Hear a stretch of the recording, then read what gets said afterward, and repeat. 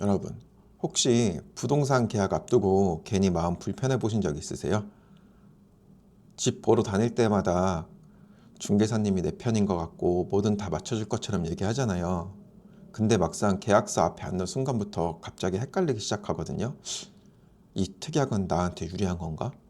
이 타이밍에 지금 이런 말은 그냥 넘겨도 되는 건가? 지금 이 분위기에 이 질문 해도 되나? 뭐 이런 생각 한 번이라도 해보셨다면 이 영상은 끝까지 보셔야 돼요. 오늘 영상은 제가 중개사 입장에서 설명하는 것도 아니고 매수자, 매도자 어느 한쪽 편도 아니에요. 실제로 부동산 분쟁을 다뤄온 부동산 전문 변호사님들이 공통적으로 강조하는 계약서 작성 전에 꼭 확인하라는 것들 있잖아요. 그걸 정리한 내용이거든요. 한마디로 사고 안 나게 하는 영상이에요. 부동산 계약에서 가장 문제가 많이 되는 게 뭔지 아세요?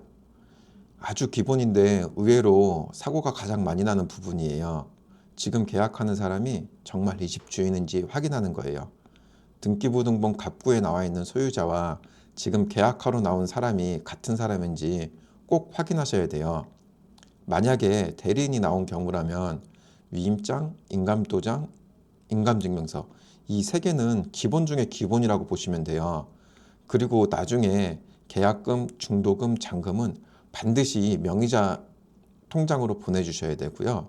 대리인이 나왔다 하더라도 가능하면 그 자리에서 소유자한테 직접 전화를 해서 이 계약하고 계신 거 알고 있는지 확인을 하고 그 대리인에게 위임한 게 맞는지 이렇게 확인을 꼭 하시는 게 제일 안전합니다. 다음은 등기부등본이에요.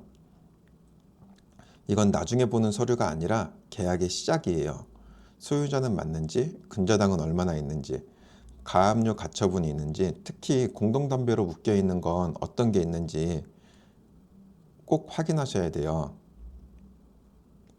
집 하나만 보고 계약했는데 알고 보니 건물 전체가 공동담보로 잡혀 있는 경우도 있거든요.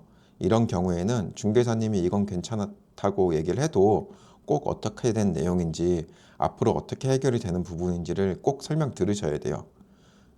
그리고 정말 중요한 건 모든 약속은 계약서에 꼭 써야 돼요. 뭐 도배를 해준다, 뭐 누수를 고쳐준다, 언제까지 뭘 어떻게 해준다. 이런 내용들은 말로만 하시면 분쟁이 생기는 순간 아무 의미가 없어지는 경우가 많거든요.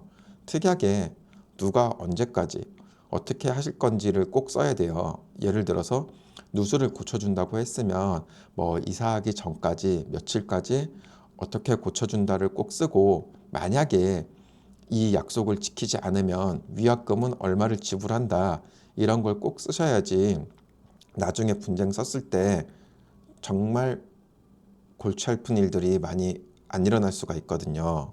그리고 계약금 중도금 잔금이거든요. 중도금 없는 계약은 원칙적으로 계약금 해제가 가능하거든요. 하지만 중도금이 지급되면 상대방 마음대로 내 마음대로 계약을 깨기가 굉장히 어려워져요. 그래서 계약을 꼭 지키고 싶으면 중도금 구조를 어떻게 가져갈 것인지 상황을 좀 더 보고 싶으면 중도금을 두지 않는 게 맞는 건지 뭐 중도금을 두는 게 맞는 건지 이런 걸 꼭 전략적으로 생각을 하셔야 되거든요. 그리고 중도금을 지급하기로 했으면 중도금 내용은 반드시 특약에 어느 날짜에 지급한다라는 문구를 꼭 넣어두세요. 계약 당일에는 녹음을 꼭 하시는 걸 권하거든요. 많은 분들이 그거 불법 아니냐고 물어보는데 우리나라에서는 대화 당사자끼리 직접 녹음하는 건 불법이 아니에요. 계약 전에 했던 약속들, 특약에 넣기로 한 내용들을 계약 당일에 다시 한번 말로 확인하면서 녹음을 남겨두세요. 문제가 없으면 뭐 녹음 파일을 꺼낼 일도 없지만 나중에 만약에 문제가 생기면 그 녹음 파일은 엄청난 큰 증거가 되거든요. 마지막은 촉인데요. 조금이라도 좀 이상하다, 조금이라도 찝찝하다라는 생각이 있으면 계약서에 도장을 찍지 말고 다른 공인중개사 분들이나 변호사님들 상담을 받는 걸 꼭 권장해요. 이 정도는 괜찮겠지라는 생각으로 넘겼다가 수천만 원, 수백만 원 현장에서 손해보는 분들 정말 많이 봤거든요. 계약이 끝난 다음에는 정말 되돌리기가 어려워요.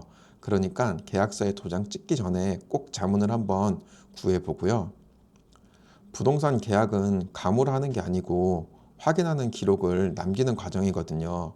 그래서 위에서 말한 한 5가지 정도만 기억하셔도 분쟁은 대부분 피해갈 수가 있어요. 이 영상은 다음에 계약서로 가기 전에 꼭 한번 다시 보시길 추천드릴게요.